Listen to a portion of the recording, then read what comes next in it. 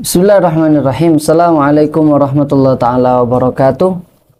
Pemirsa channel YouTube MZT Malang Raya dimanapun Anda berada, Alhamdulillah, pada kali ini, di video kali ini kita bersama-sama kembali mengkaji kisah-kisah sahabat baginda Nabi Muhammad Sallallahu Alaihi Wasallam, di mana tujuan kita mempelajari kisah biografi manaqib para sahabat-sahabat baginda Nabi Muhammad Sallallahu Alaihi Wasallam, yang mana mereka telah mendapatkan jaminan dari Allah Subhanahu Wa Taala. Mereka adalah orang-orang yang diridhai oleh Allah Subhanahu Wa Taala, dan juga mereka ridho dengan ketentuan apapun yang digariskan kepada mereka yang telah ditentukan oleh Allah Subhanahu Wa Taala. Pada video kali ini kita akan coba membahas kisah atau sejarahnya daripada sahabat yang mulia, yaitu sahabat Jundub bin Junadah, salah satu sahabat yang menjadi perawi hadis di dalam kitab Al-Arba'in An-Nawawiyah, karya daripada Al-Imam Yahya Syarafuddin An-Nawawi. Mungkin bagi kita yang sering membaca kitab-kitab hadis tidak asing dengan nama Jundub bin Junadah, atau yang memiliki kunyah, julukan dengan sebutan Abu Dzar Al-Ghifari, sahabat Abu Dzar Al-Ghifari. Jadi sahabat Abu Dzar Al-Ghifari adalah memiliki nama asli Jundub bin Junadah. Beliau adalah salah seorang yang hidup dari Bani Ghifar. Bani Ghifar ini adalah salah satu suku ataupun keluarga besar yang tinggal di lembah yang bernama Waddan. Waddan ini secara letak geografis adalah jalur utama yang menghubungkan kota Mekah dengan dunia luar. Utamanya di mana mereka, para saudagar, para pedagang yang berangkat dari kota Mekah ataupun datang menuju kota Mekah, mereka pasti jikalau ingin melalui jalan yang cepat, jalan yang mudah, mereka akan melalui lembah Waddan ini. Nah, disitulah tinggal hidup orang-orang dari kalangan Bani Ghifar. Jundub bin Junadah atau Sayyidina Abu Dzar Al-Ghifari tinggal di kelompok suku tersebut.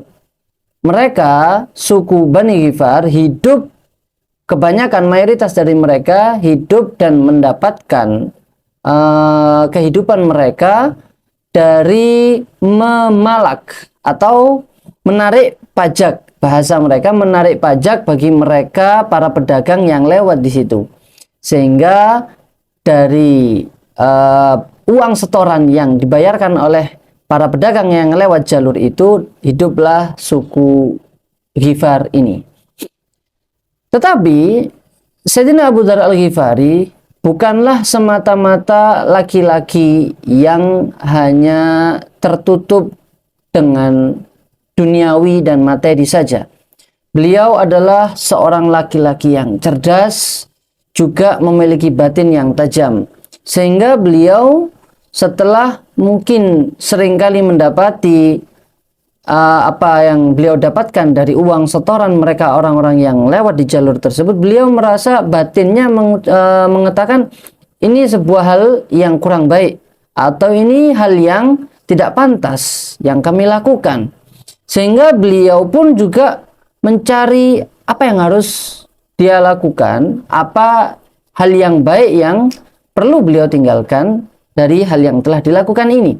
Sehingga beliau pun juga mendengar kabar dari kota Mekah, selentingan bahwasanya di kota Mekah ini terdapat seorang laki-laki yang istimewa, seorang laki-laki yang jujur, seorang laki-laki yang hebat, yang tidak lain dan tidak bukan adalah baginda Nabi Muhammad Sallallahu Alaihi Wasallam. Sehingga beliau pun penasaran dengan kabar yang ataupun selentingan tentang baginda Nabi ini. Diutuslah saudara beliau yang bernama Anis, saudara adik beliau yang bernama Anis, agar mencari berita, mencari tahu tentang baginda Nabi Muhammad Shallallahu Alaihi Wasallam, bagaimanakah beliau dan bagaimanakah biografi keseharian daripada orang yang bernama Muhammad ini. Berangkatlah Anis, diberikan bekal oleh Sayyidina Abu Dzar. Ketika sampai di kota Mekah, dia pun berjumpa dengan baginda Nabi Muhammad Shallallahu Alaihi Wasallam, yang mana saat itu kaum Muslim belum banyak jumlahnya. Setelah kembali dari kota Mekah, Anis kemudian menyampaikan apa yang telah dia lihat tentang baginda Nabi Muhammad Shallallahu Alaihi Wasallam.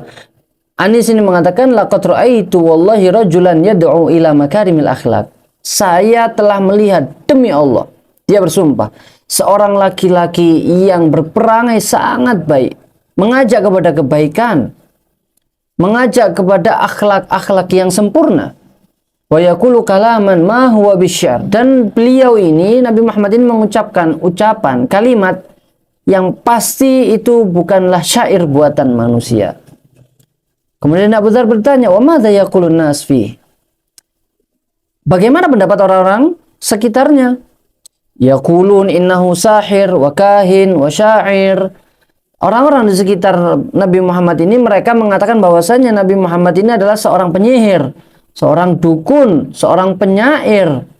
Ya. Padahal yang beliau ucapkan adalah Al-Qur'an. Wallahi ma syafaita li ghalila. Kata Abu Dzar, kau tidak memenuhi dahaga akan hausnya diriku tentang kabar Nabi Muhammad. Tentu aku akan berangkat sendiri. Sehingga Abu Dzar pun menyiapkan bekalnya untuk berangkat masuk ke dalam kota Mekah.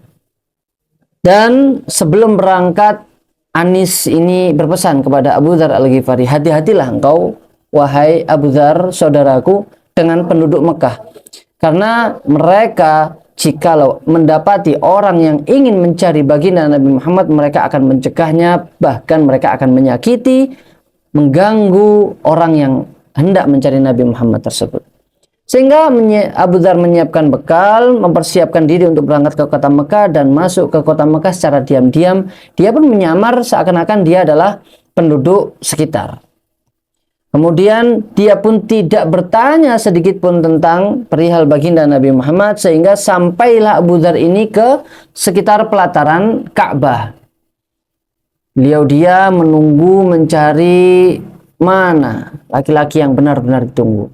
Sehingga sampai waktu malam datang, hingga gelap pun menjelang, beliau ini bertemu dengan Sayyidina Ali yang saat itu masih kecil.